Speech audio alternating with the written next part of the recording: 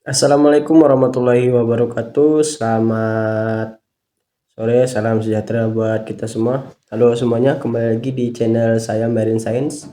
Apa kabar kalian hari ini? Semoga kita semua selalu sehat dan selalu bahagia tentunya. Nah, di kesempatan video kali ini saya akan membahas tentang produktivitas sekunder organisme bentik. Nah, bagaimana penjelasannya? Langsung saja kita ke videonya. Di slide pertama ini ada produktivitas sekunder organisme bentik. Judulnya. Kemudian slide berikutnya pendahuluan produktivitas sekunder. Nah, jadi produktivitas sekunder ini adalah laju pembentukan biomasa oleh organisme heterotop melalui konsumsi materi organik yang tersedia di lingkungan laut secara berkelanjutan. Nah, kemudian organisme heterotop itu adalah kelompok organisme yang bergantung pada materi organik kompleks sebagai sumber energi utama untuk pertumbuhan dan reproduksi mereka. Nah, di dalam produktivitas sekunder ini ada yang namanya dinamika energi bentik dan siklus biokimia. Di dinamika energi bentik ini adalah studi krusial mengenai aliran energi pada organisme bentik yang menjadi fondasi bagi siklus biokimia di seluruh kolom perairan. Nah, sedangkan siklus biokimia itu adalah transformasi energi dan materi oleh organisme yang mendukung stabilitas ekosistem dan ketersediaan nutrisi yang ada di laut. Nah, jadi kesimpulannya adalah pengukuran produktivitas sekunder ini memberikan wawasan mendalam mengenai kapasitas produk ekosistem dalam mendukung rantai makanan dan pengelolaan sumber daya laut demi untuk terus berkelanjutan. Nah, slide berikutnya, organisme bentik sebagai konsumen. Nah, menganalisis peran strategis biota dasar perairan dalam aliran energi dan produktivitas sekunder ekosistem akuatik. Di sini ada klasifikasi ukuran, rantai makanan, distribusi habitat, dan produktivitas. Nah, di klasifikasi ukuran, bentos dikelompokkan berdasarkan ukuran tubuhnya. Nah, makrobentos itu kurang dari 0,5 mm, sedangkan meibentos itu 0,1 sampai 0,5 mm.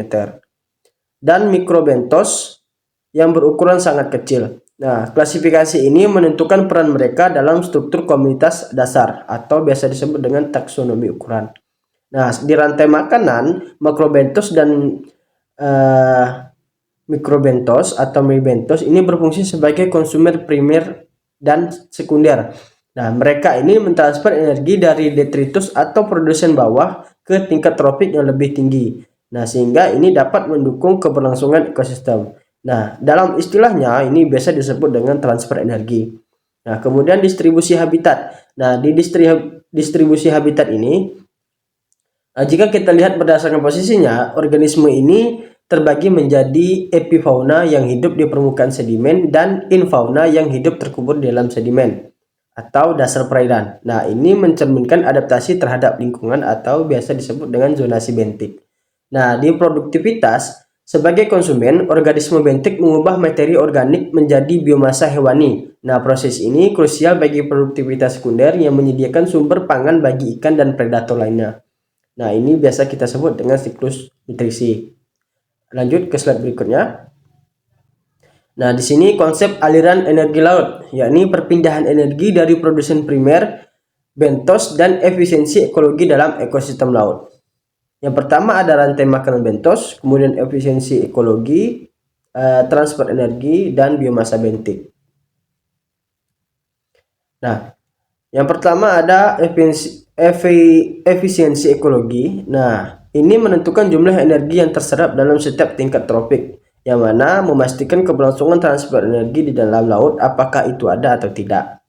Nah, kemudian transfer energi. Nah, transfer energi ini adalah hubungan antara fotosintesis dan produksi biomasa bentik sangat vital untuk menjaga keseimbangan ekosistem, yang mana ekosistem ini terjadi di laut yang berbeda.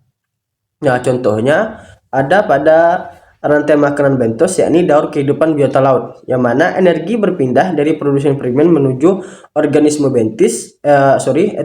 bentos di dasar laut melalui mekanisme rantai makanan yang kompleks. Yang pertama, fitoplankton melakukan fotosintesis yang kemudian menjadi energi, kemudian juga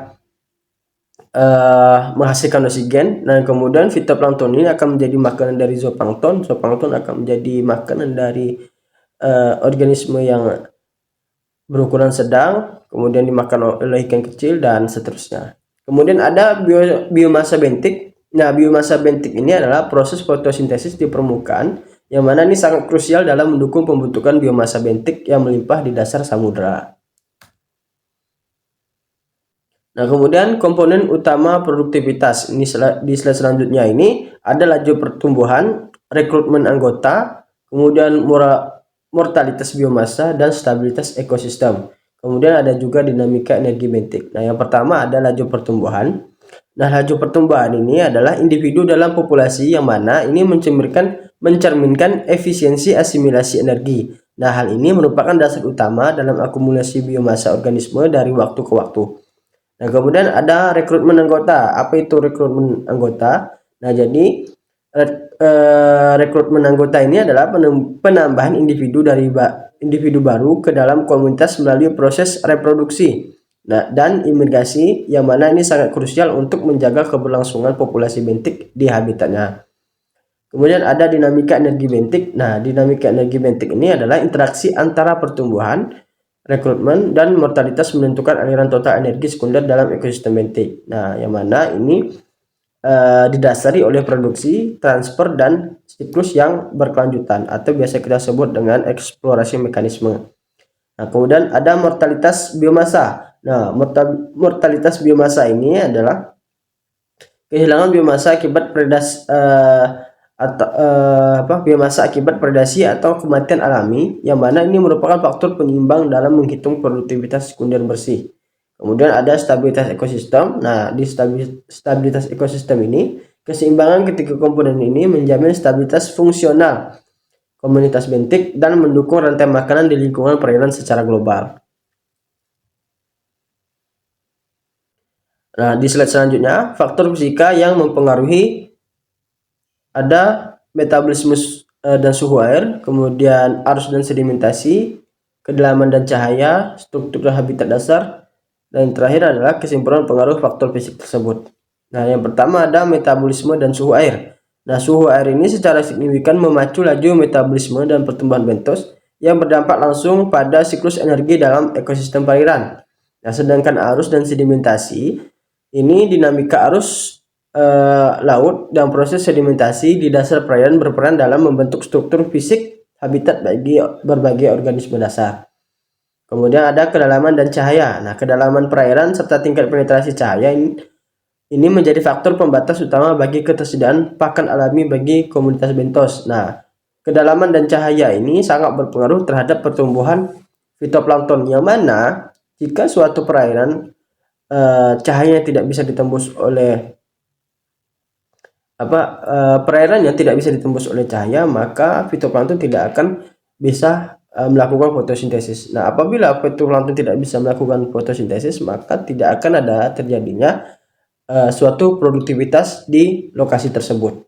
Nah, kemudian struktur habitat dasar. Nah, struktur habitat dasar ini ini kombinasi antara faktor fisik yang mana menciptakan substrat yang stabil bagi bentos untuk melakukan aktivitas makan, memijah, dan berlindung dari predator. Nah, kesimpulan pengaruh faktor fisiknya, produktivitas sekunder ini organisme bentik yang sangat bergantung pada stabilitas parameter fisika lingkungan. Perubahan kecil pada suhu atau pola sedimentasi dapat mengganggu keseimbangan ekosistem, sehingga pemantauan faktor fisika menjadi sangat penting untuk konservasi keanekaragaman hayati dan pengelolaan sumber daya perairan yang berkelanjutan bagi masa depan. Nah, jadi pemantauan faktor fisika ini harus kita lakukan secara bertahap, yang mana yang akan kita pantau diantaranya suhu air, kemudian arus, suhu, kedalaman, dan cahaya yang sudah kita jelaskan tadi. Kemudian lanjut ke slide berikutnya. Ada faktor kimia lingkungan. Nah, di faktor kimia lingkungan ini, oksigen terlarut atau DO, atau biasa disebut juga disolved oksigen, ini adalah konsentrasi di dasar laut sangat krusial bagi proses respirasi organisme di zona demersal. Nah, ini menjadi salah satu parameter yang utama. Kemudian kadar salinitas. Nah, kadar salinitas ini adalah tingkat keasinan air yang mempengaruhi keseimbangan cairan tubuh pada berbagai spesies bentik. Nah, ini parameter yang kedua. Parameter utama yang kedua, kemudian ada osmoregulasi. Nah, osmoregulasi ini adalah mekanisme pengaturan tekanan osmotik yang berdampak langsung pada efisiensi metabolisme energi. Nah, ini masuk ke parameter utama yang ketiga. Kemudian nutrien dan pH atau ketersediaannya hara dan tingkat keasaman sedimen menentukan laju pertumbuhan populasi bivalvia. Nah, ini menjadi parameter utama yang keempat. Kemudian ada dinamika produktivitas sekunder. Nah, di sini interaksi antara faktor kimia lingkungan secara kolektif menentukan kapasitas produksi biomasa dalam ekosistem, yang mana DO yang rendah itu dapat membatasi metabolisme dan pertumbuhan. Kemudian stres salinitas dapat meningkatkan biaya energi untuk osmoregulasi, sedangkan pH sedimen yang stabil itu bisa mendukung ketersediaan nutrien esensial. Nah, hasil ekosistem ini adalah keseimbangan kimia yang optimal memastikan pertumbuhan bivalvia yang sehat dan produktivitas sekunder yang berkelanjutan di wilayah pesisir. Nah, jadi pada kesimpulannya faktor kimia lingkungan ini harus tetap selalu stabil. Lanjut, ketersediaan bahan organik. Yang pertama ada serasa mangrove dan lamun, yang kedua ada hujan detritus pelagik, dan yang ketiga ada nutrisi pemakan deposit.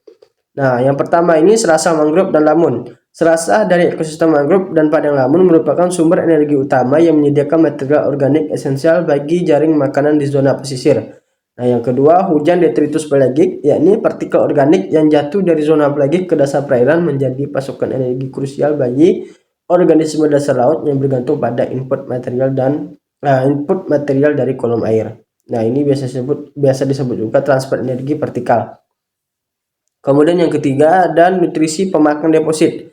Nah, ini kualitas nutrisi pakan sangat menentukan efisiensi pertumbuhan organisme pemakan deposit yang secara langsung berdampak pada tingkat produktivitas sekunder ekosistem. Nah, ini biasa disebut juga dengan pemacu produktivitas sekunder.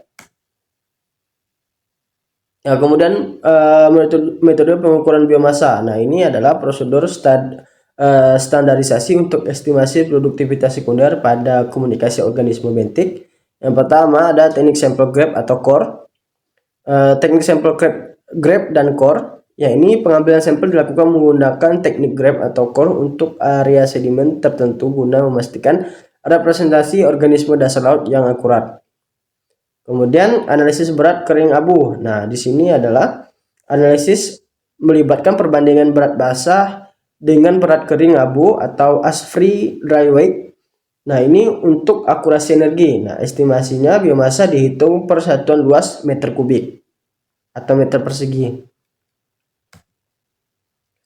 Kemudian metode frekuensi ukuran atau size frekuensi. Nah, ini adalah analisis produktivitas sekunder organisme bentik melalui pendekatan distribusi ukuran individu dan pelacakan kohort populasi. Nah, pada analisis kohort ini adalah metode yang digunakan untuk melacak pertumbuhan populasi bentik secara spesifik guna memahami dinamika perkembangan setiap kelompok umur. Kemudian distribusi ukuran ini adalah produksi dihitung secara akurat berdasarkan distribusi ukuran panjang individu dalam struktur populasi yang teramati di lapangan. Nah, efektivitas spesies tropis ada metode non-cohort yang mana ini sangat efektif bagi spesies tropis yang melakukan reproduksi sepanjang tahun tanpa henti. Nah, kemudian visualisasi data populasi atau pelacakan pertumbuhan spesifik melalui pengamatan kohort berkala. Ada juga metodologi non-cohort yang mana ini adalah solusi analisis untuk organisme dengan pola reproduksi kontinu di wilayah tropis. Nah, kemudian ada produksi terhadap biomasa atau PB. Nah, ini produktivitas sekunder organisme bentik yang mana memahami efisiensi energi dan dinamika pembaruan populasi dalam ekosistem perairan. Nah, definisi dan signifikansi rasio PB ini adalah rasio yang mengukur efisiensi pergantian biomasa dalam suatu ekosistem. Nah, nilai ini mencerminkan kecepatan produksi materi organik yang baru dibandingkan dengan rata-rata biomasa yang ada di lapangan. Nah, rasio ini sangat penting untuk memahami aliran energi karena menunjukkan kemampuan populasi untuk memulihkan diri, menyediakan energi bagi tingkat tropik di atasnya. Kemudian ada faktor penentu, yang mana tinggi rendahnya pergantian biomasa sangat dipengaruhi oleh suhu lingkungan dan ketersediaan pakan. Nah, suhu yang lebih tinggi biasanya mempercepat metabolisme dan laju produksi organisme. Kemudian perbandingan antar taksa. Nah, perbandingan antar taksa bentik ini menunjukkan bahwa organisme kecil cenderung memiliki rasio PB yang lebih tinggi, yang berarti mereka memiliki omzet atau perputaran generasi yang lebih cepat. Nah, ini biasanya ukuran tubuh dan laju pertumbuhan. Kemudian slide berikutnya produktivitas sekunder organisme bentik. Nah, penghubung vital, yakni bentos berfungsi sebagai jembatan ekologis utama antara sedimen dasar dan kolam air, yang mana mereka ini memfasilitasi siklus nutrien dan aliran material organik di seluruh sistem perairan. Kemudian transfer energi, organisme ini mentransfer energi dari detritus ke tingkat trofik yang lebih tinggi. Spesies seperti ikan dan udang sangat bergantung pada bentos sebagai sumber nutrisi utama mereka. Kemudian bioindikator. Nah, di bioindikator ini kehadiran dan keragaman komunitas bentik mencerminkan kesehatan ekosistem secara keseluruhan. Nah, mereka sangat responsif terhadap perubahan kualitas air dan populasi lingkungan. Jadi produktivitas sekunder ini bisa menjadi indikator bahwa suatu ekosistem itu apakah masih bagus atau tidak. Seperti itu. Lanjut. Ada produktivitas di ekosistem mangrove. Nah, pada produktivitas ekosistem mangrove ini ada yang pertama substrat berlumpur, yakni ekosistem mangrove menunjukkan produktivitas bentik yang sangat tinggi karena akumulasi nutrien intensif pada sedimen lumpur. Nah, kemudian bahan organik terestrial, yakni kontribusi material organik dari daratan menjadi sumber energi utama bagi jaring makanan lokal yang kompleks di wilayah mangrove. Kemudian zona intertidal, yakni kondisi lingkungan yang unik di zona intertidal mendukung kelimpahan spesial yang beradaptasi dengan fluktuasi pasang surut air laut. Sedangkan keanekaragaman makrobentos, yakni kekayaan spesies makrobentos yang melimpah, mencerminkan kesehatan ekosistem dan efisiensi transfer energi dalam sistem mangrove. Nah, di sistem ekologi tangguhnya, integrasi antara nutrien tanah dan input organik menciptakan produktivitas sekunder yang berkelanjutan. Nah, jadi kesimpulan ekologisnya, sinergi antara faktor fisik substrat dan input biologis memastikan ekosistem mangrove tetap menjadi salah satu lingkungan paling produktif di bumi bagi organisme bentik. Lanjut ke slide berikutnya, yakni produktivitas di terumbu karang.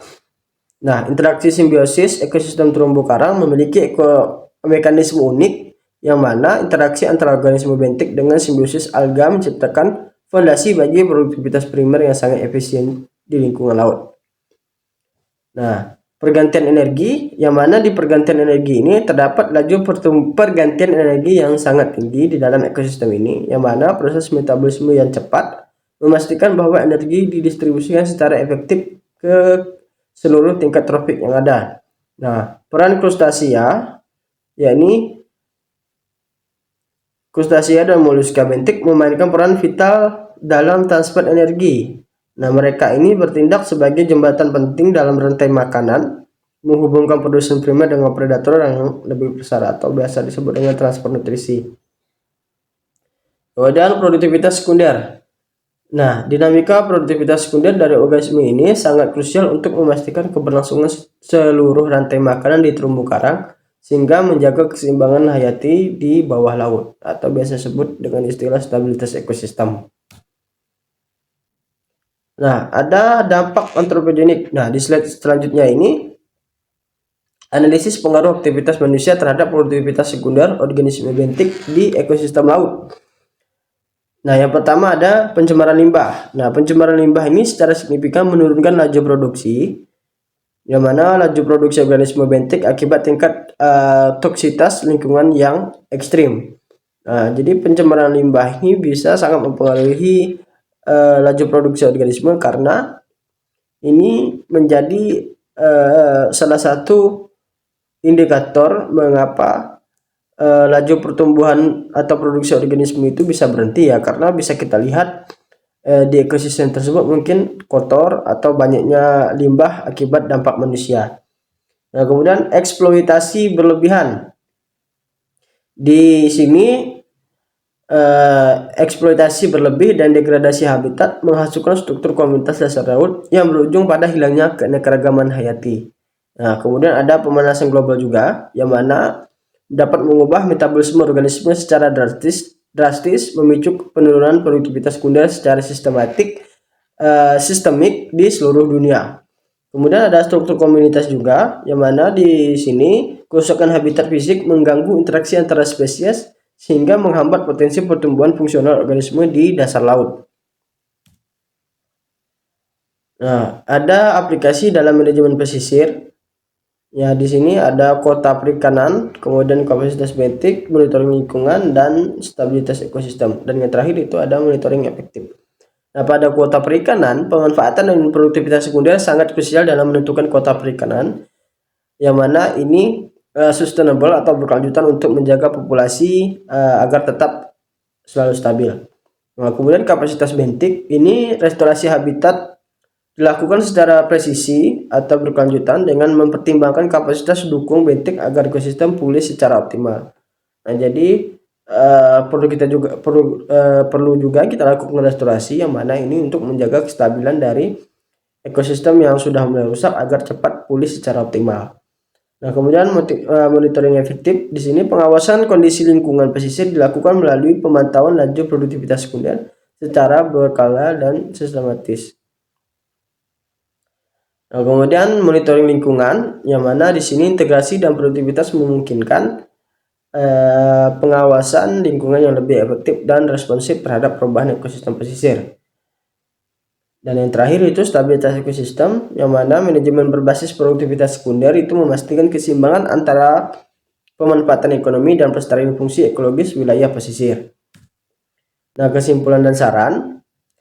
Di sini produktivitas sekunder bentik ditentukan oleh biomasa, laju pertumbuhan, dan turnover rasio sebagai indikator utama aliran energi dalam ekosistem sungai dan laut.